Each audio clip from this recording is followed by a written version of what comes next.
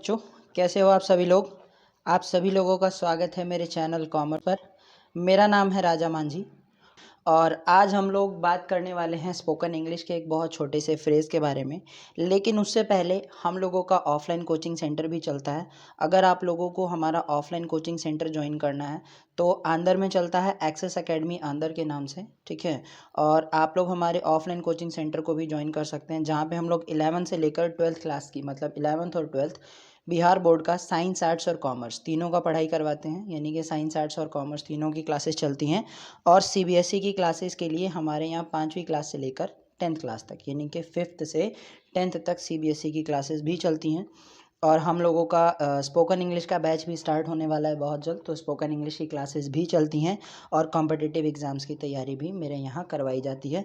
तो अगर आप लोगों को हम लोगों से ऑफलाइन जुड़ना है, हम लोगों के साथ ऑफलाइन कोचिंग सेंटर से आप जुड़ना चाहते हैं, तो आप सभी लोगों का मोस्ट वेलकम है। चलिए वीडियो को शुरू करते हैं। आज हम लोग जिस फ्रेज़ के बारे में बात करने वाले हैं वो स्पोकन इंग्लिश का एक बहुत छोटा सा फ्रेज़ है, ठीक है। जिसका मतलब क्या है पहले हम समझ लेते हैं वो फ्रेज़ कौन सा है। तो उस फ्रेज़ का नाम है no less than. No less than का मतलब से कम नहीं। जैसे हम लोग कुछ एक्सप्रेशंस यूज़ करते हैं छोटे छोटे।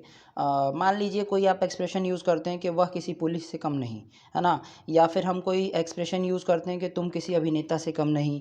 या फिर हम इस तरीके की बात करते हैं कि मोहन किसी महान आत्मा से कम नहीं। या फिर हम और भी कई तरह के छोटे छोटे एक्सप्रेशन, जैसे उसकी माँ किसी देवी से कम नहीं। जब हम किसी व्यक्ति का कंपेयर करते हैं, कंपैरिजन करते हैं कि यार तुम इस व्यक्ति से कम नहीं हो, ये कई बार हम ताना मारने के लिए भी करते हैं और कई बार हम कंपैरिजन के लिए भी करते हैं। तो दोनों जगह पे इसका इस्तेमाल किया जाता है, ठीक है। तो जब हम इसको यूज़ करते हैं तो इसका एक रूल बनाया जाता है, यानी कि इसका एक रूल है। वो रूल क्या है? तो रूल है इसका subject plus is am are plus no less than plus object या थिंग। क्योंकि हम यहाँ पे कंपैरिजन किसी वस्तु से करते हैं, कोई नाउन से करते हैं। थिंग की जगह हम नाउन भी कह सकते हैं, किसी नाउन से करते हैं, ठीक है। और इससे पहले अगर मैं आपको बता दूं तो हम लोग किसकी बात करते हैं यहाँ पे। जो हमारी हेल्पिंग वर्ब यूज़ की जाती है ना, वो होती है इज एम आर, ठीक है। हम कौन सी हेल्पिंग वर्ब का यूज़ करते हैं? Is am are. यहाँ पे इज का जो इस्तेमाल किया जाता है वो हमारे सब्जेक्ट के सिंगुलर होने पर, किसके होने? सब्जेक्ट के सिंगुलर होने पर किया जाता है। जैसे कि ही, शी, इट, दिस और दैट, ठीक है। अगर आपका सब्जेक्ट कुछ ऐसा है तो हम किसका इस्तेमाल करेंगे?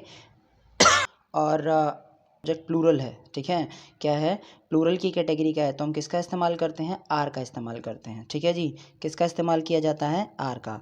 किसके लिए? जब आपका सब्जेक्ट क्या होता है? प्लूरल हो जाता है, ठीक है। प्लूरल का मतलब बहुवचन हो जाता है, यानी कि जब हम एक से ज़्यादा लोगों की बात करते हैं तो हम किसका इस्तेमाल करते हैं?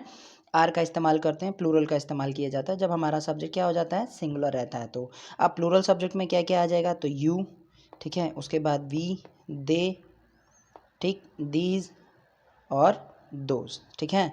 या फिर कोई भी प्लूरल हो तब हम किसका इस्तेमाल करेंगे? आर का इस्तेमाल करेंगे, किया जाएगा। और जब हमारा सब्जेक्ट क्या रहता है? सिंगुलर रहता है, ठीक है। जब भी हमारा सब्जेक्ट क्या हो जाता है? सिंगुलर, यानी कि एक वचन होता है, तो हम किसका सिंगुलर होता है तो हम इसका इस्तेमाल करते हैं। प्लूरल होता है तो हम लोग आर का इस्तेमाल करते हैं। और अगर आपके सेंटेंस में आई है, क्या है? आई, तो हम लोग किसका इस्तेमाल करेंगे? मैं का। किसके लिए? आई के लिए, ठीक है। किसके लिए इस्तेमाल किया जाता है? आई के लिए। किसका इस्तेमाल किया जाएगा? एम का इस्तेमाल किया जाएगा। बात समझ में आई? चलिए अब इसके हम नॉर्मल रूल के बारे में बात कर लें। तो नॉर्मल रूल में क्या कहता है ये हर बार इस्तेमाल करेगा। सबसे पहले सब्जेक्ट होगा, देन हमें अपना हेल्पिंग वर्ब यूज़ करना है, उसके बाद नो लेस देन और फिर हमारा ऑब्जेक्ट। चलिए इसके कुछ एग्जांपल्स के बारे में बात कर लिए जाए, ठीक है।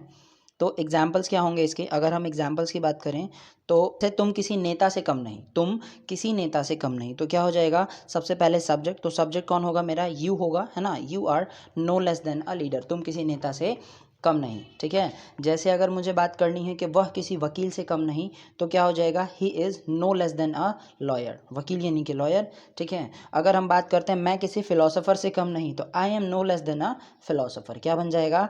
आई am no less than a philosopher. जैसे तुम किसी चोर से कम नहीं, ठीक है। इसको आपको कमेंट करके बताना है कि इसका इंग्लिश क्या होगा, यानी कि इसका ट्रांसलेशन क्या होगा, ठीक है दोस्तों। चलो, अगर आपको वीडियो पसंद आई हो तो वीडियो में मेरे साथ यहाँ तक बने रहने के लिए आप सभी लोगों का बहुत बहुत शुक्रिया। मेरी वीडियो को यहाँ तक देखने के लिए आप सभी लोगों का बहुत बहुत शुक्रिया, ठीक है। और आप लोग हमें क्या कर सकते हैं, मुझे इंस्टाग्राम पे भी फॉलो कर सकते हैं, ठीक है। ये मेरी इंस्टाग्राम आईडी आपको स्क्रीन पे नज़र आ रही होगी।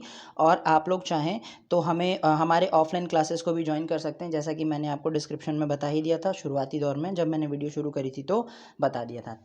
तब तक के लिए जय हिंद प्यारे बच्चों, शुक्रिया।